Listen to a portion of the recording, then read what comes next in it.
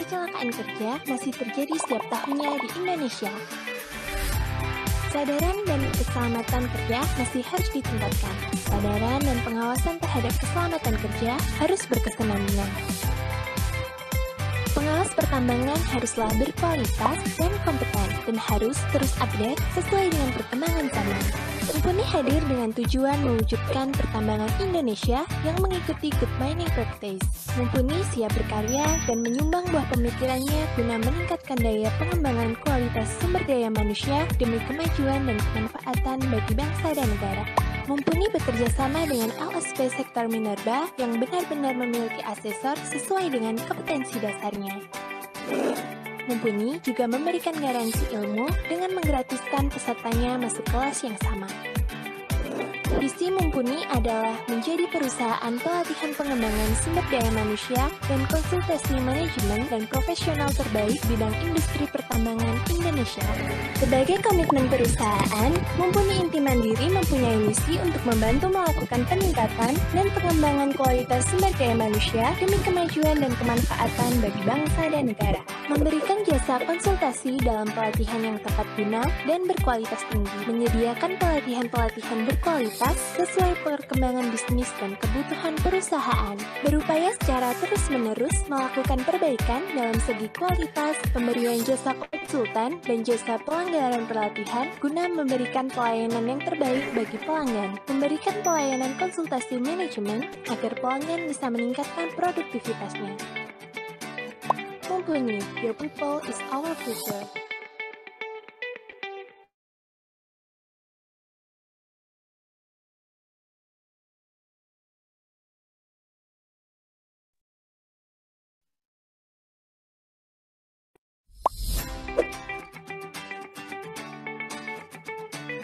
Dunia pertambangan merupakan dunia kerja dengan risiko yang tinggi.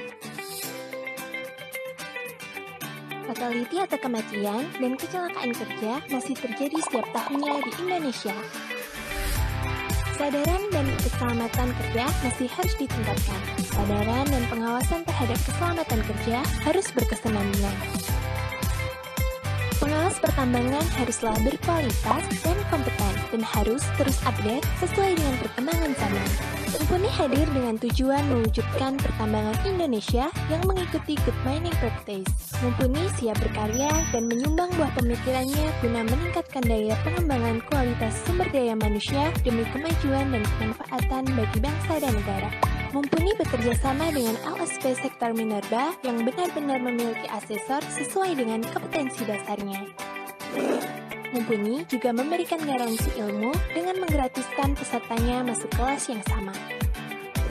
Visi Mumpuni adalah menjadi perusahaan pelatihan pengembangan sumber daya manusia dan konsultasi manajemen dan profesional terbaik bidang industri pertambangan Indonesia.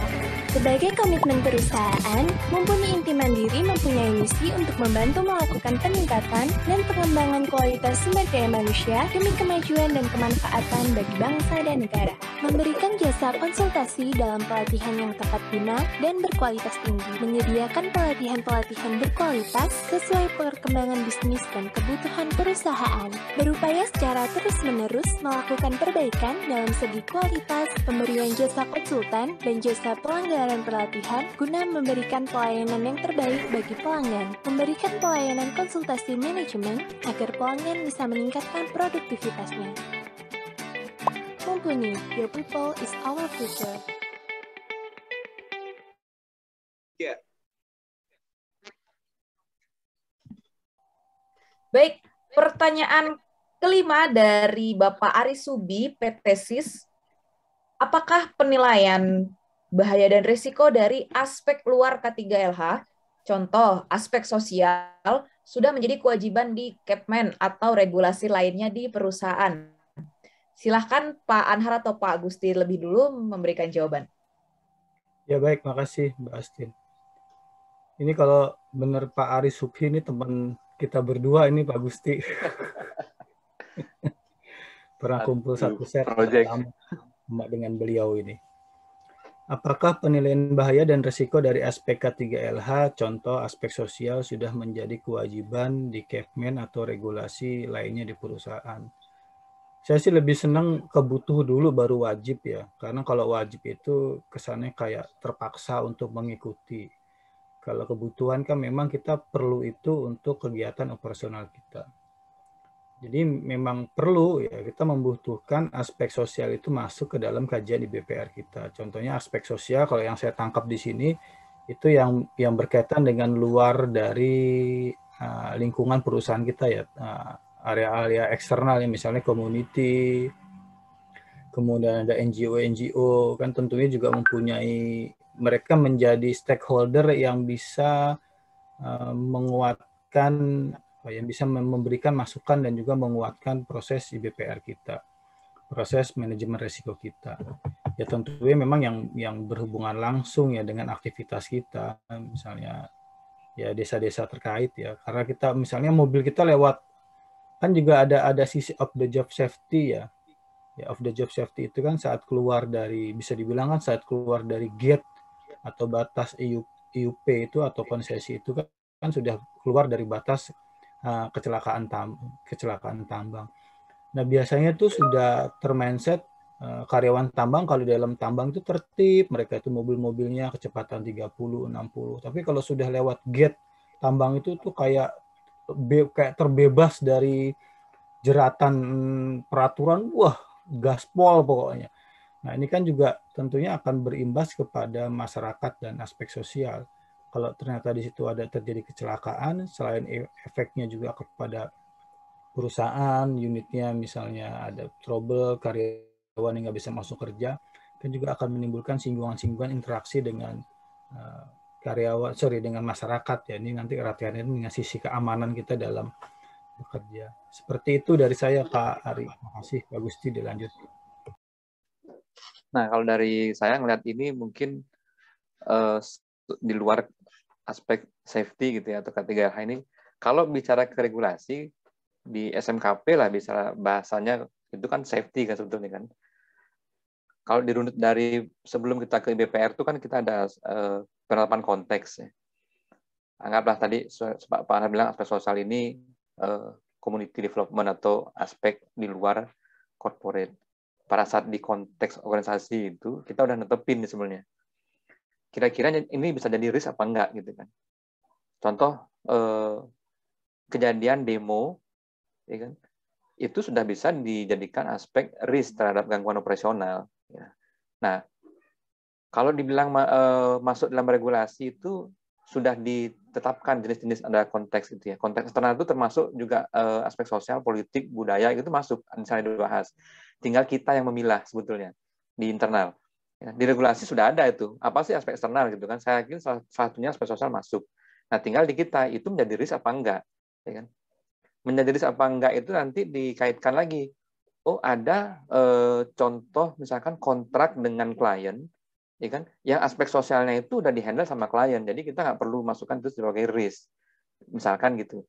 Atau memang ini diminta oleh klien bahwa ini perusahaan harus handle ya, gitu. Nah, berarti itu harus menjadi bagian dari aspek risiko yang harus kita kendalikan, gitu. Nah, kurang lebih seperti itu. Kalau menjawab regulasi diwajibkan, di aturannya sudah ada. Apa yang menjadi konteks dalam risiko. Ini konteks eksternal kaitannya. Kemudian menjadi kebutuhan, tadi Pak Hasan bilang, kalau kita memang itu menjadi sebuah ancaman atau sebuah risiko, berarti memang harus kita kendalikan. Mungkin itu tambahannya. Mas Ari ya.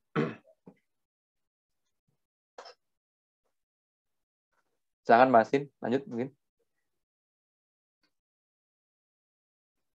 Terima kasih. Kita ke-6, dari siapa nih kita lihat?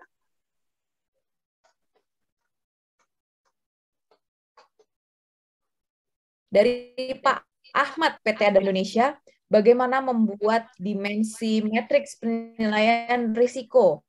Di tempat kami sudah terdapat risiko. Nah, bagaimana mengetahui jenis dimensi matriks tersebut?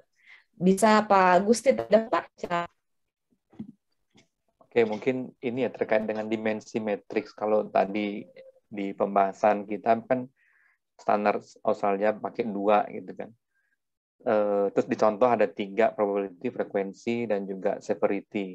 Artinya mungkin kalau dibilang dimensinya, kan biasanya tadi ada di sebelah kiri atau X, yang horizontal sama vertikal. Itu jadi 2 dimensi, keluar di tengah-tengahnya titik-titik atau mana yang menjadi temuan kombinasi antara 2 gitu ya.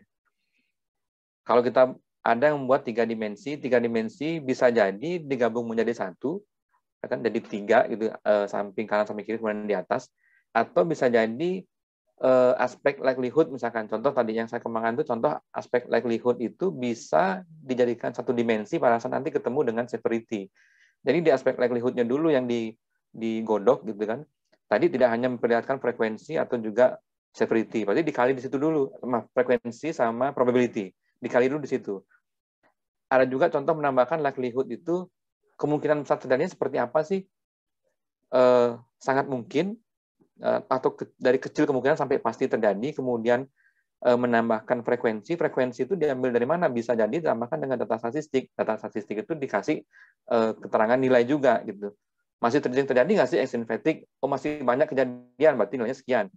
Terus tambahan kontrol. Nah, itu jadi itu masuk dalam 1 dimensi di likelihood gitu. Nah, nanti akhirnya ya dimensinya tetap 1 kali 1, ya kan? Jadi 1 di vertikal, 1 di horizontal, tengah-tengahnya ketemu matriks penilaian. Mungkin itu ya kurang lebih yang saya tangkap di sini ya kalau terkait dengan dimensi. Ya kan bisa jadi dikembangkan di sisi likelihood-nya sendiri, bisa, atau mau digabung sekaligus sehingga menjadi 3 gitu kan. Kemudian bagaimana mengetahui jenis dimensi metrik tersebut? Kalau ini menurut saya kembali lagi kebutuhan di masing-masing perusahaan ya. Saya juga ini pengalaman dulu cuma membuat dari sisi probability atau frekuensi saja gitu kan. Dari beberapa kali pengalaman temuan audit minta dikoreksi gitu kan. Lo kan udah ada kontrolnya nih, kontrolnya bisa dinilai gitu. Hanya kita tambahkan kontrol, ya kan. Kemudian tambahkan lagi statistik untuk memperkuat. Masih kejadian nggak? Kalau nggak ada kejadian, berarti emang statistiknya udah bagus, kontrolnya berarti berjalan. Berarti nilai risiko atau kemungkinan terjadinya udah mengecil ini. Gitu. Nah itu pengalaman dari ini sebut audit yang memang akhirnya bertambah aspek kita dalam menentukan likelihood terutama. Kalau severity saya yakin hampir merata lah. Matriks yang digunakan ya aspek manusia cedera gitu kan, kemudian lingkungan, ya kan seberapa besar dampak lingkungan, kemudian cost dan standar itu ruginya berapa. Yang ada tambahan kemarin masukan adalah ini berakibat ke loss produksi nggak kejadian ini. Kalau kejadian berapa lama kira-kira? Nah, itu bisa tambahan nilai. Nah, matriks ini ya pinter-pinter kita menggunakan ya, tapi ujung-ujungnya adalah outputnya kalau teman-teman di lapangan dikasih kayak gitu ya agak berat dia mikirnya. Yang mereka butuhkan adalah sebuah aktivitas, ketahuan risknya berapa, oh ini high risk, kontrolnya apa. Pokoknya di situ sih. Mungkin matriks ini akan menjadi kompleks bagi orang-orang yang tim yang menyusun ya sebetulnya. Mungkin itu dari saya. Mas Pak Anhar mungkin ada persepsi lain, Pak. Silakan. Ya, yang berkembang ada 2 dan ada 3 dimensi. Nah, kalau kita melihat dari requirement panduan yang standar internasional gitu ya, kayak ISO 45001 ya 2 dimensi aja kan, likelihood sama konsekuensi. Ya, kalau di tempat kita tuh diterjemahkannya probability dengan severity itu ya, tingkat kemungkinan dan juga tingkat keparahan. Ada juga teman-teman yang menggunakan sampai 3 dimensi kayak yang tadi di mana di slide itu kan ya, ada yang 3 dimensi, 2 dimensi kan ya. Kita mau pakai yang mana ya dikembalikan ke kebutuhan organisasi ya. Belum tentu yang 3 dimensi. Ini bukan antara lebih baik yang menang 3 lebih banyak nih, lebih menang dari yang 2 yang enggak gitu juga. Yang enggak gitu juga. Tetapi bagi saya, apalah arti dimensi-dimensi tersebut kalau orang-orang di lapangan itu sebenarnya nggak serumit itu cara berpikirnya. Ya jangan sampai kita nih, sepertinya mungkin bisa jadi Pak Ahmad ini yang membuat IBPR nih, sepertinya nih sering mengkonsep IBPR, pertanyaannya ke matrik. Yang ingin saya sampaikan juga, ya kita bolehlah membuat mau sampai 5 dimensi sekalipun sampai goyang-goyang kalau kita nonton gitu kan. Yang teater 5 dimensi gitu kan. ya mau berapa dimensi pun jangan lupa bahwa end user ini tuh bukan si pembuat itu, end usernya itu loh, si operator, mekanik. Ya mereka tuh yang enggak, ya bisa jadi pemikiran mereka tuh nggak serumit yang kita pikirkan, mereka sederhana aja. Ya, kalau ingin memulai suatu pekerjaan, apa yang mereka harus siapkan dan kontrolnya apa. Wah ini livelihood-nya segini, seperti nanti segini, kepikiran itu ya keburu pekerjaannya diteriakin sama orang operation, woi mana ini kok belum jadi-jadi ini unitnya belum review gitu. Kenapa? Saya bikin IBPR dulu itu, ini dimensinya gimana? Ya jadi kita nih kalau yang teman-teman praktisi HSE jangan asik dengan nguplek diri sendiri gitu loh. Ya, memang kita benar bertambah pinter bisa ya beraldu ilmu dengan tambang mana gitu kan sesama praktisi K3. Tapi jangan lupa ini end user itu bukan orang-orang K3. End user itu ya semua pekerja. Jadi buatkan yang ya bolehlah rumit di dalam tataran konsep, tapi mudahkan dalam tataran implementasi. Nah, dimensi itu coba dimudahkan bentuknya seperti apa. Kalau saya sih seperti itu ya. Makasih.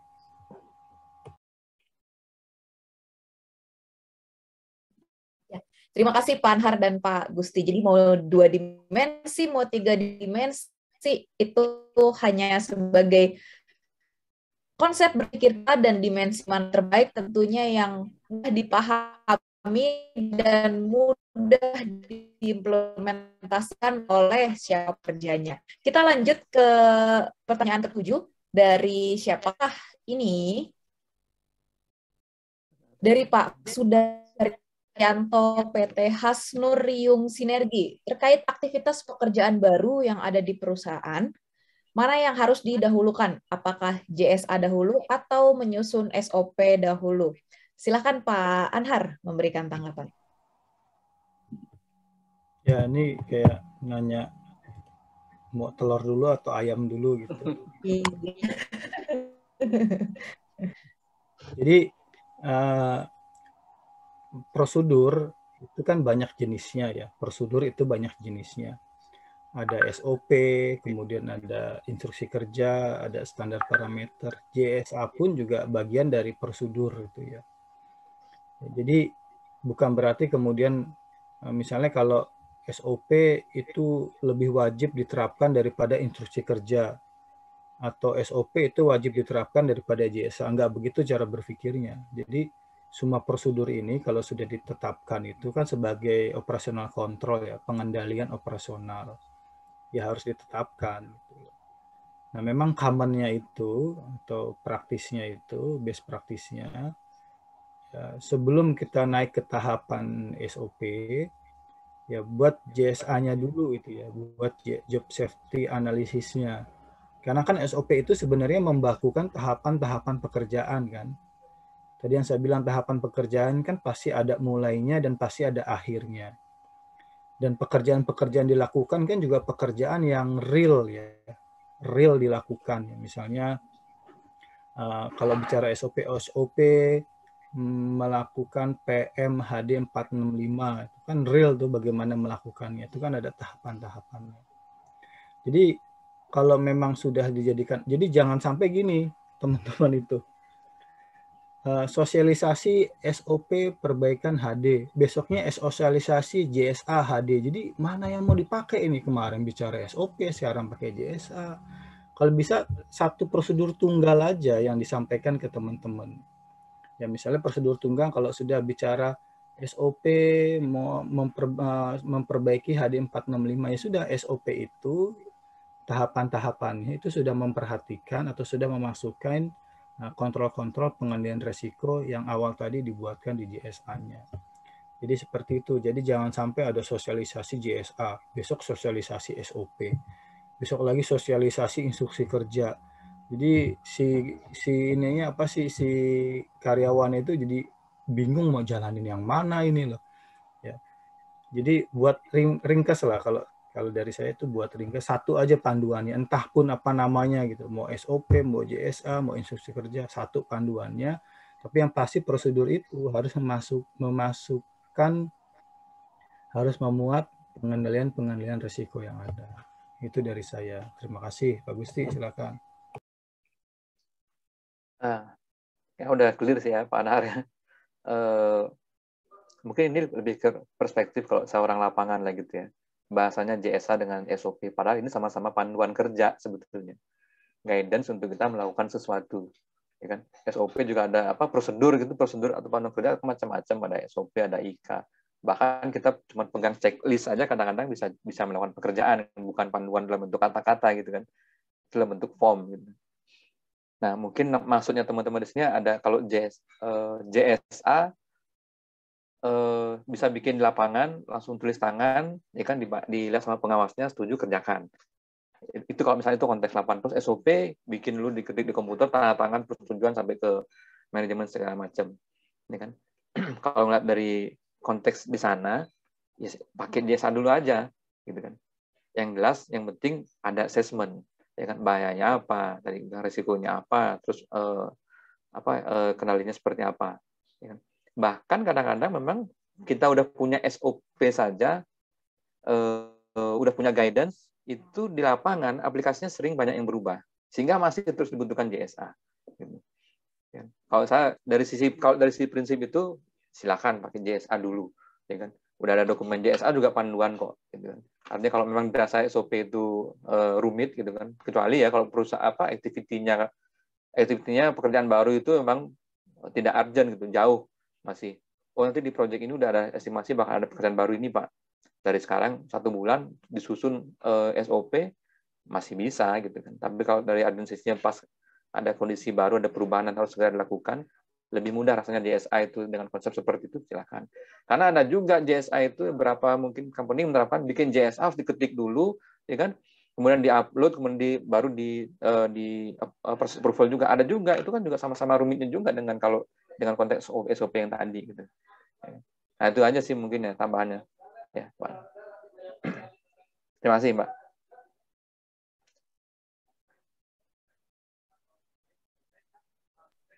Baik, terima kasih Pak Gusti dan Pak Anhar. Kita lanjut lagi ke pertanyaan ke-8 dari Pak Andre PT Tunas Jaya Perkasa. Kapan idealnya IBPR itu disusun? Dan ini nyambung nih dengan pertanyaan Pak Wahyu tadi di Zoom ya. Dan adakah template baku untuk metrik penilaian resiko? Silakan sekarang Pak Gusti dulu memberikan tanggapan. Ya, kalau kapan disusunnya IBPR, kalau melihat dari proses manajemen sistem, sebaiknya di awal gitu ya. Kalau kita kadang-kadang start, misalkan kalau proyek udah jalan, mungkin prosesnya review. Tapi pada saat kita mulai start project, kita dapat kontrak di sebuah project A, misalnya gitu. IBPR itu disusun sebelum kita sebenarnya harusnya sudah disusun sebelum eksekusi ke lapangan. Artinya kalau bilang awal, tahapannya kapan gitu kan? Ya kalau misalkan kita mungkin planning projectnya di tahun depan atau 6 bulan, biasanya kan pasti orang Busdev itu punya planning ya, dan pasti minta itu dokumennya apa saja, prosesnya apa saja gitu kan. Cuman yang sering kita lakukan adalah karena kita sudah melakukan pekerjaan yang sama, artinya prosedur sudah banyak, program sudah banyak, ya udah pakai itu saja. Harusnya sebelum itu disusun dipilah menggunakan risk management dulu gitu. Ya kan tadi ngomongin objektifnya apa sih, sasarannya apa sih project ini, mungkin sebagian besar sama, tapi ada nggak konteks yang berbeda yang perlu di review gitu.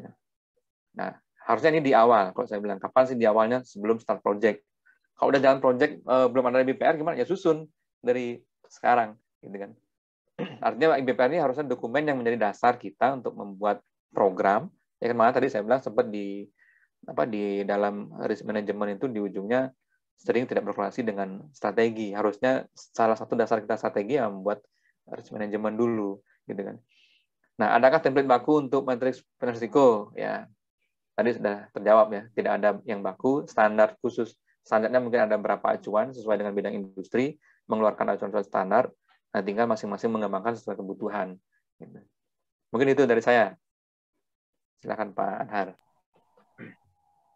Ya, betul, itu di awal disusun, kemudian dalam proses berjalannya operasional kan tentunya ada perubahan-perubahan karena ada dinamika pekerjaan ya.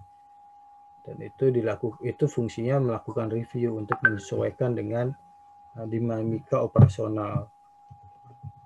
Jadi di awal, kemudian saat operasional berlangsung, kemudian ada juga normatifnya kan, normatifnya itu yang diminta oleh regulasi kan minimal setahun sekali gitu. Itu dilakukan review juga. Template-nya sampai saat ini belum ada yang baku ya, seperti yang sebelumnya dijelaskan di webinar tadi. Ya karena memang masing-masing perusahaan memiliki karakteristik yang berbeda-beda ya. Dalam artian kapasitasnya itu kan beda-beda ya.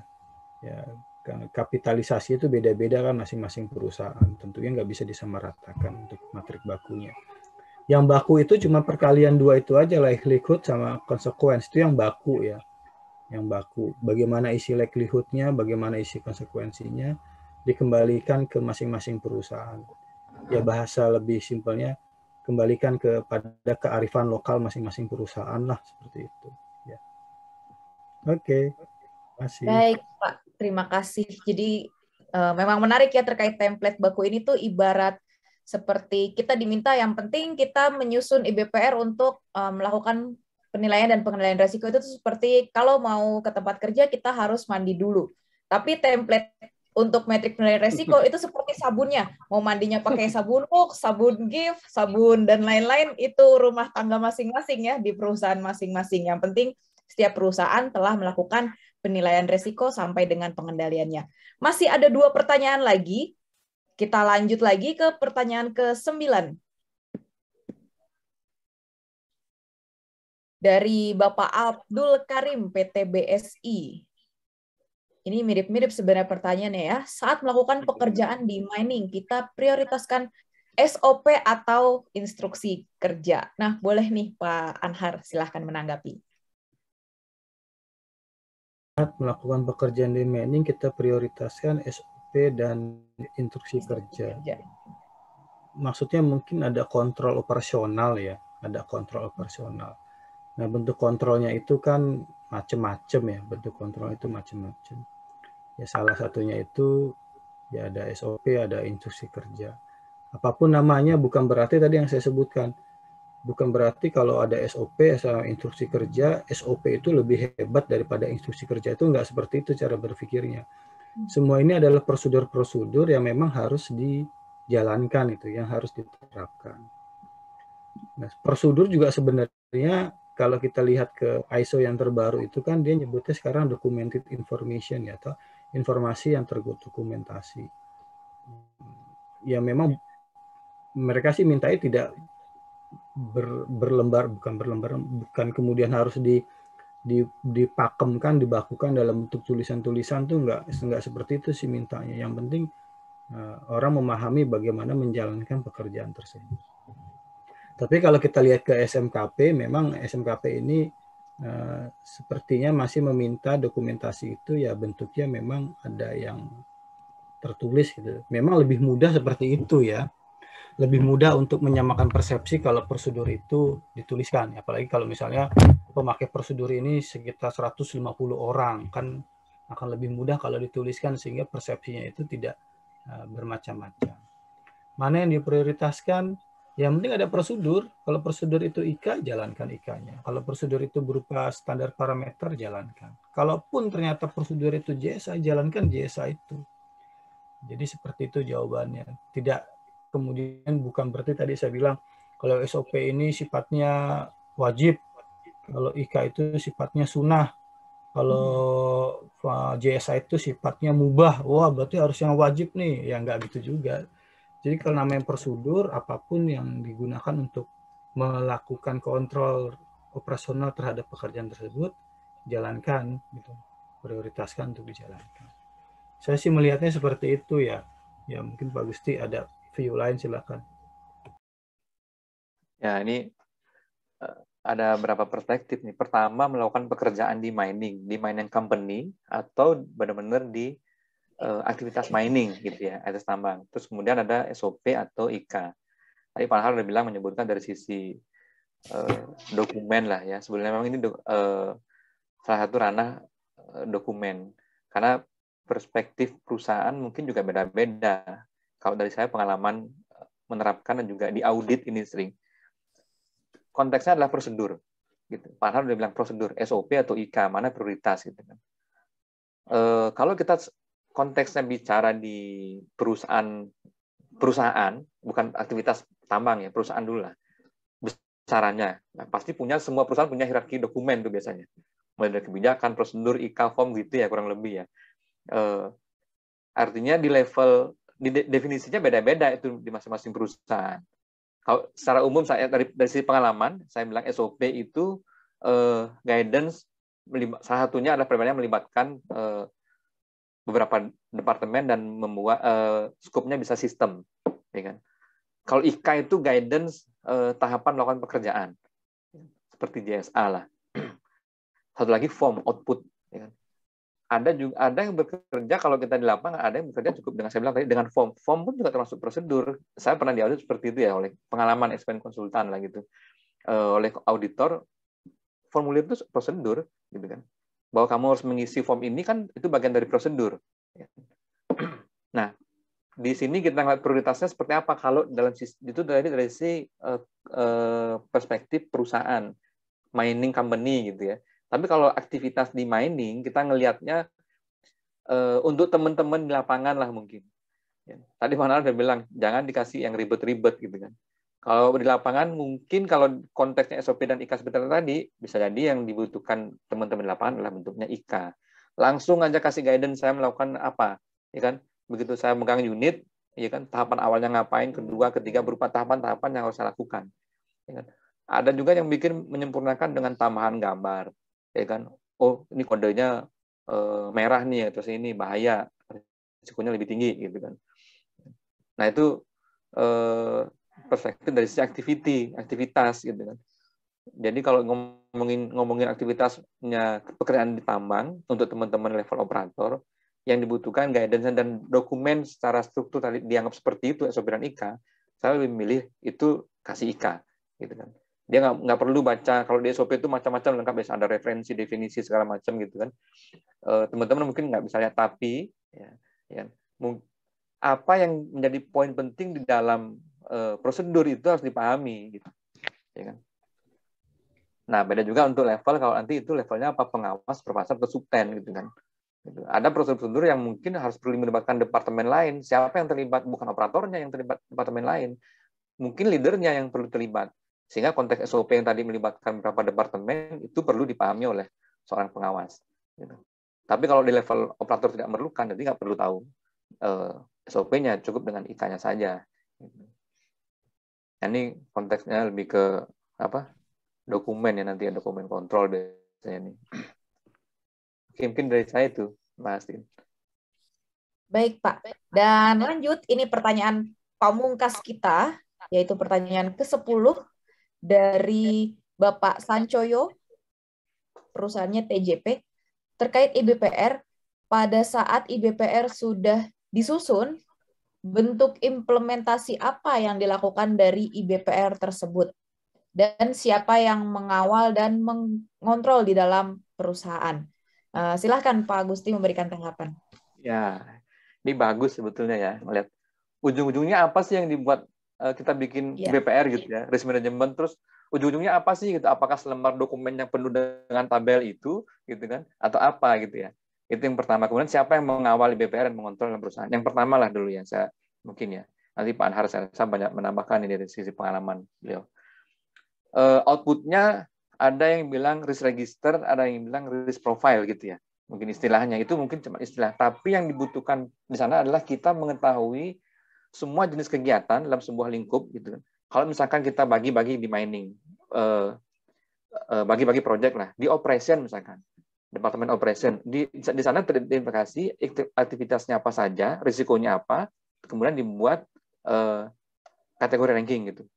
Kemudian yang dibutuhkan adalah outputnya tadi, saya bilang risk profile tadi itu, ada dokumen besarannya, ya kan, kita punya jenis pekerjaan apa saja, risikonya apa saja, udah terbaca di situ, kemudian kontrolnya apa. Tambah lagi adalah kategori risk tadi. Kita mau menetapkan, oh ada 10 aktivitas yang sangat kritikal di departemen operation. Dan keluar dari situ harus ada output kontrolnya apa. Bentuknya apa sih? Ada yang bikin prosedur, ya kan, ada yang bilang bentuk risk profile, ya kan.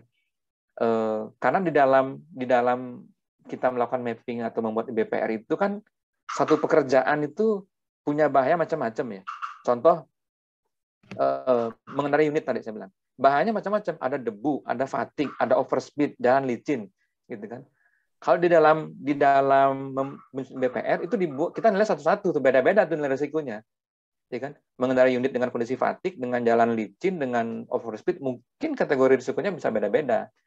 Tapi pada saat kita memberikan output ke lapangan, yang diberikan adalah salah satu bentuk mungkin bisa jadi saya bilang prosedur, outputnya prosedur, gitu kan, atau risk profile yang bisa dibaca oleh pengguna atau user di lapangan bahwa saya mengendarai unit punya risiko, ya kan, fatigue, kemudian ada risiko overspeed atau bahaya overspeed, kemudian debu, jalan licin, gitu ya. Nah ini yang perlu dipahami sama mereka, sehingga saya harus melakukan apa. Nah, outputnya itu yang dibuat, bentuknya apa? Macam-macam ya. Tadi saya bilang kalau saya memilah bentuknya dalam bentuk dokumen tadi, prosedur, gitu kan, guidance pekerjaan sehingga itu dilakukan. Output lain lagi apa? IBPR ini sebenarnya. Satu prosedur, kedua tadi ada namanya activity plan yang saya bilang bahwa ini harus terintegrasi gitu, ya kan. Dalam bentuk kita mengidentifikasi risk, ya kan, diproduksi punya ancaman seperti ini, kita sebuah program. Yang activity plan kan isinya program gitu ya. Program kerja tahun ini apa, besok apa, bulan ini apa, gitu kan. Terus kemudian outputnya adalah bisa masuk dalam agenda review atau evaluasi, ya kan. Ya kurang lebih minimal mungkin 3 itu ya yang ada. Atau kalau misalkan secara penuh, ya bilangnya orang bilang risk profile, outputnya keluar sebagai guidance dalam melakukan pekerjaan. Itu ya memang benar ya, kadang-kadang ini pertanyaan kita sudah bikin sibuk-sibuk IBPR, akhirnya cuman ujungnya keluar cuman tabel, ya, tabel IBPR yang segitu banyak dan nggak pernah dibaca, gitu kan. Yang baca cuma orang safety pada saat setahun sekali audit misalkan, gitu kan. Padahal sebenarnya kayak kita kan udah buat kontrolnya, ada nggak? Oh pekerjaan ini ada nggak SOP-nya? Oh sudah ada ini. Ada nggak IK-nya? Sudah ada, ya kan. Apakah sudah cukup dengan itu? Belum, ya kan. Ya, proses dari pelaksanaan prosedur itu didukung lagi banyak hal ya.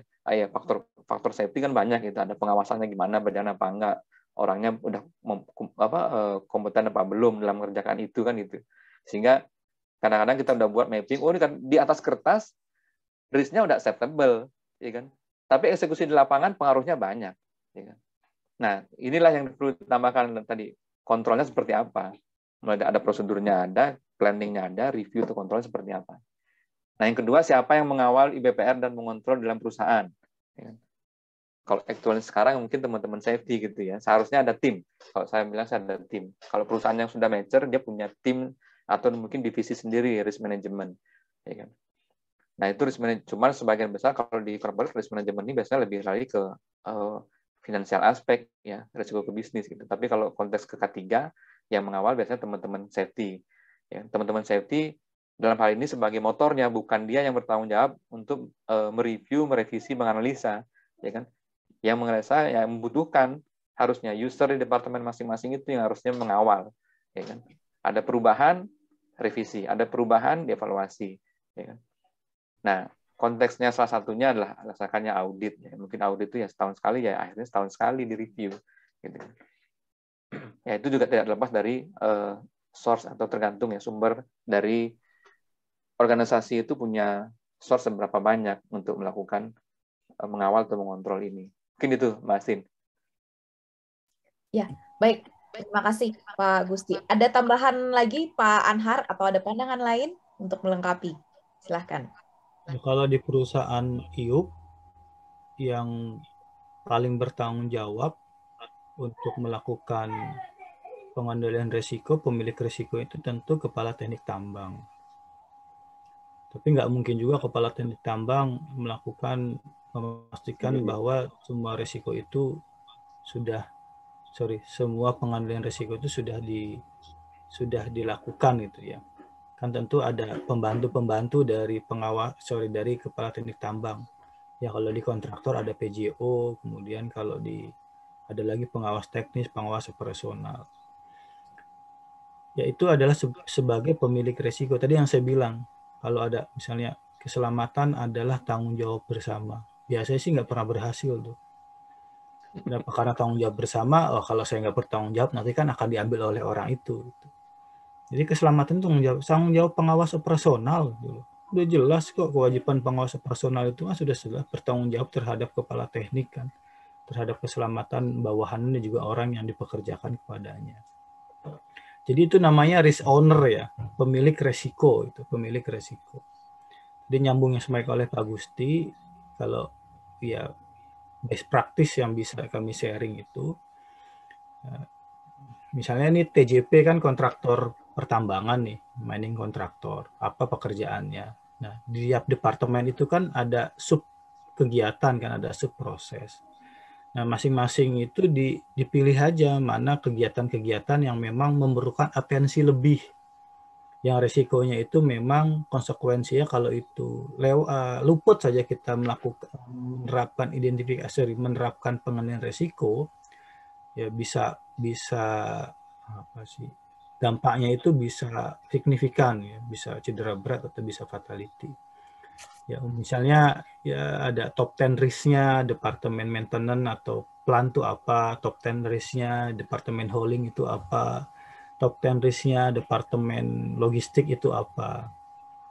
Nah, dari top 10 ini kan akan memudahkan dalam hal fokus pengelolaan risiko, karena ya tidak mungkin juga segeplokan dokumen IBPR itu kita harus lihat satu-satu ini apa pengendaliannya, ya habis waktu kita di situ. Jadi coba terapkan top 10 risk-nya atau risiko-risiko paling tinggi ya, yang memang membutuhkan perhatian lebih. Bentuknya seperti apa untuk memastikan bahwa kontrol-kontrol dalam IBPR itu sudah dilaksanakan? Ya ada checklist inspeksi. Ya misalnya ada pekerjaan yang menurut kita penggantian tayar ini resikonya, risknya itu ratingnya tinggi gitu ya. Nah, kontrol-kontrolnya apa? Nah, kita buatkan checklist, ya, buatkan checklist kontrol pekerjaan penggantian tayar. Checklistnya misalnya apakah sudah dipasang loto, sudah diganjel unitnya, karyawan sudah dalam keadaan sehat dan segala macam. Ada checklist-checklist seperti itu ya, yang bisa memudahkan untuk mengontrol risiko tadi ya, untuk mengontrol pengendalian risiko yang ada. Siapa yang bertanggung jawab? Ya kalau praktikabelnya itu prakteknya ya pengawas. Ya, pengawas yang mengawal itu ya pengawas karena punyanya dia, risikonya itu bukan punya teman-teman ASE, punya pengawas itu yang langsung dia bertanggung jawab terhadap keselamatan anggotanya kan. Mengontrol dalam perusahaan dalam penerapannya. Jadi sih seperti itu ya. Ya memang harus pakai contoh sih. Ya, di sini waktu yang terbatas kan. Ya, nanti bisa ada diskusi lebih lanjut lah ya, untuk melakukan teknik-teknik ya. Teknik-teknik yang bisa dilakukan untuk menentukan mana risiko yang harus dikelola, mana risiko yang kemudian bukan tidak dikelola, tapi ini kalaupun hanya tempo-tempo dikontrol, ini sudah berjalan dengan aman kok. Seperti itu. Ya, terima kasih. Bentuknya belum kelihatan Pak Anhar ya. Kalau di sini ya. Iya, tidak ada bentuknya, tabelnya begini, risk profile-nya begini, ya itu mungkin ada gambaran. Susah, karena kita bicara belum tentu apa yang saya sama Pak Gusti bicarakan itu sama tangkapannya dengan maksud kami gitu loh. Kan namanya juga narasi kan bisa beda-beda orang ya penangkapannya gitu loh.